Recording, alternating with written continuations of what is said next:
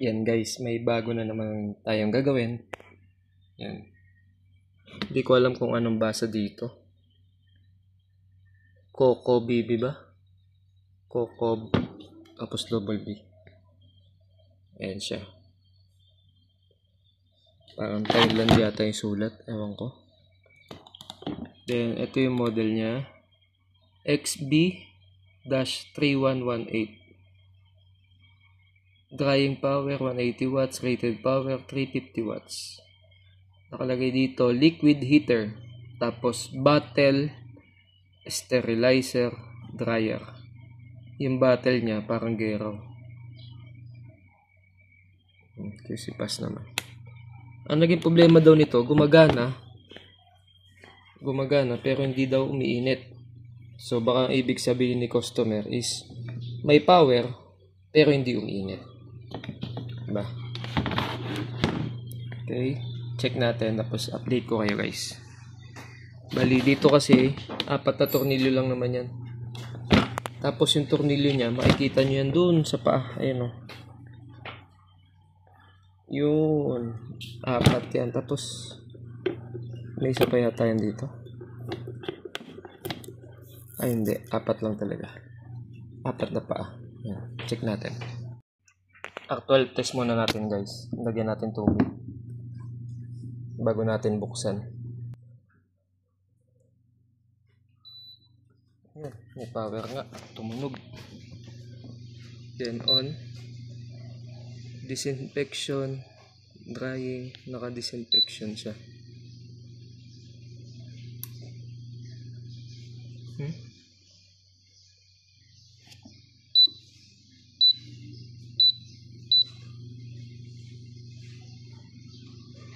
Hot food try natin. Ha?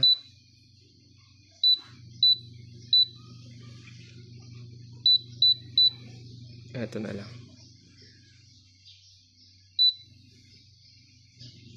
Okay na yan. Yan, nag-start na siya guys. Tayo na lang natin.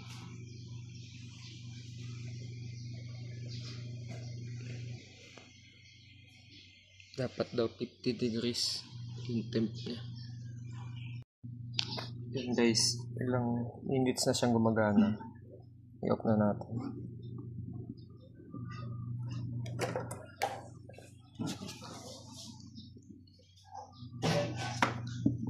Ilang minutes na siya, hindi siya uminit. Kaya buksan na natin. Yan guys, pagbukas natin, 4 na screw lang yun. Ito yung makikita nyo. Bali, dalawa yung board nya. Ito yung sa control display. Yan. Ito na yung board naman nito. Papunta na dito sa mga components nya. Pan. May pan tayo dito. Tsaka heating element. Heating element natin hindi gumagana. Check natin. Yan guys, sa pag-test, sa pag-test nito guys, kailangan lang natin i-test dito guys, is yung heating element, tapos itong thermal fuse, tapos ito, thermostat din to guys. Ito naman, pag nag-overheat, tsaka magka-cut off. Pero bumabalik to. Ito kasi, hindi na yan bumabalik pag nag-open yan. Yeah. Pag mag-test kayo, mas maganda tanggal yung isang terminal. Yan, tanggalin na natin yan. Test natin yung heating element. Yan, may reading siya, ibig sabihin buo. Punta tayo ngayon dun sa isang supply. Ito yung papunta ng heating element. Tapos dumaan siya ng thermal fuse. Ito yun. So, malaki ang chance na ito yung sira niyan. Ito na yan, oh. Galin lang natin to. Para mas maganda yung pag-test natin. Dapat to, tutunog pagka tinest natin.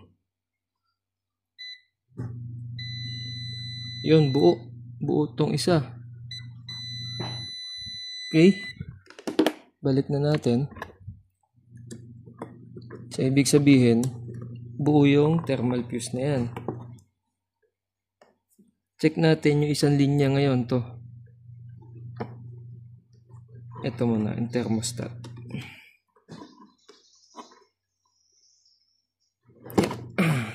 Itong thermostat na to. Dapat din to, tutunog. Tumunog din. Buo din to. Yan guys, upon checking, buo lahat yon. Ito, heating element, thermostat, thermal fuse, buo lahat. Itong pan niya, buo din. Buo din tong heating coil natin para sa blower, para mainit yung hangin na nilalabas. Heating element din to guys. Ito. Tapos ito yung blower niya para sa ano lang, ano ba tawag ito? Yung function niya na drying. Baliktad eh. Yan. Drying. Pag dinry mo kasi, gagana tong pan na mainit. Yan. Pag gumana yan, good siya. Then, nung chinek natin tong board, hindi ko agad ito napansin kanina. Ito kasing relay, dalawa yung relay niya. Mapapansin nyo dalawa. Yung isang relay is papunta dito sa heating element na to. Ito. Yan. Kasi gumanito din niya na to. Ito. Then, itong isang relay is papunta sa heating element dito. Tapos yung papuntang, ito kasi hindi gumagana yung heating element natin na to. Yung chinek ko sa physical ano niya, sa physical niya pa lang, ayun o, may sunog na part to. Hindi masyadong kita. Ito, may sunog. Ayan. Kalasin natin mamaya. Yan na guys, update ko kayo. Natanggal na natin yung isang relay. Ito yung sinasabi ko sa inyo na relay. Na may physical damage siya. Ayan. Parang sunog na part siya sa gilid. Ayan. Ito na yung isa, nalipat na din natin. Galing siya dito, nilipat ko doon. Same lang naman kasi yung value niya. Ayan. Pati yung code nga parehas eh. Pati specs. Okay. Hindi natin ibabalik to. Pwede naman natin i-test kahit wala yan. Yan guys, testing na tayo. Napalitan na natin yung relay. Sa Shopee tayo nakabili. Ang hanapin nyo lang 12 volts na 4 pin. Yun yung ginamit ko dito. Kaya sa ano, wait, stop. Try natin sa hot food. Tapos, ay.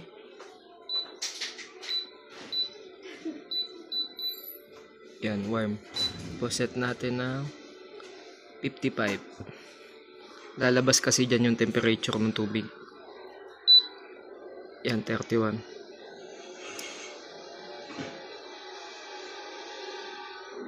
Observe natin kung gagana siya.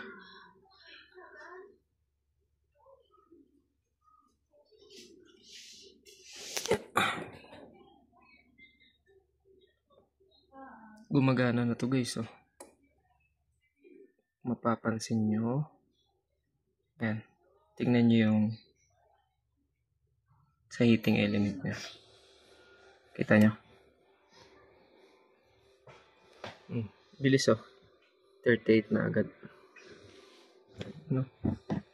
Kanina wala. Yan. Mainit na yan. Set natin is 55, diba?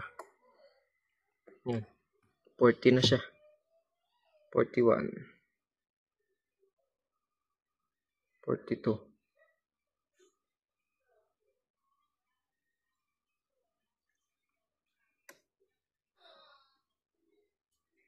Tignan natin.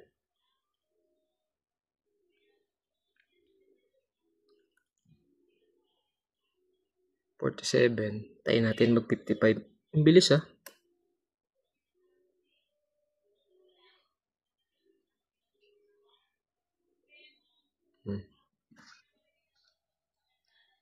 Yan oh.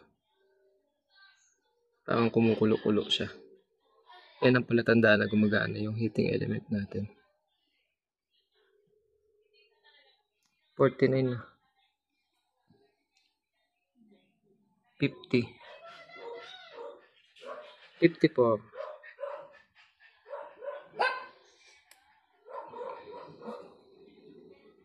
Okay na to guys. Meron tayo nabili sa Shopee. Yan. Okay na oh. Nag-i-steam na siya. Kung nakatulong tong video natin na to, please like, share, and subscribe guys. Salamat!